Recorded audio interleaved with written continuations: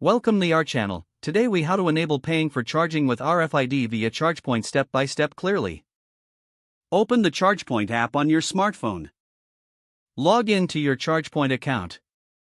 If you don't have an account, create one by following the prompts. Once logged in, navigate to the Settings menu. Look for the option labeled Payment Methods. Select Add Payment Method. Choose RFID from the list of payment options. You may need to enter your credit card details if you haven't already done so. Follow the on-screen instructions to link your RFID card. Make sure your RFID card is supported by ChargePoint.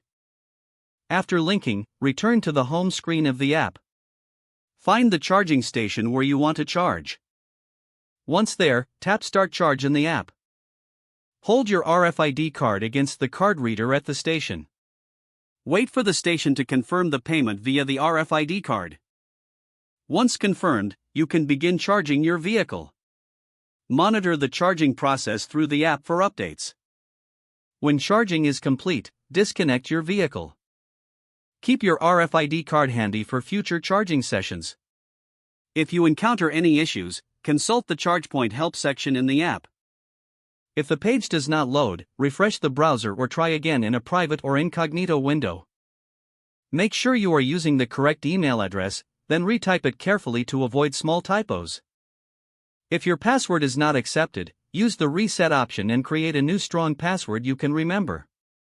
Check your spam folder for verification or security emails, then complete any requested confirmation steps.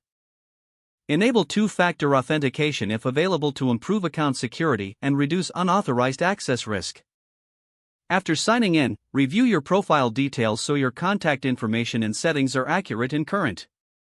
If you see an error message, note it down and try again after restarting your device and internet connection. Log out when you finish, especially on shared devices, to keep your account and payment information secure. If the page does not load, refresh the browser or try again in a private or incognito window.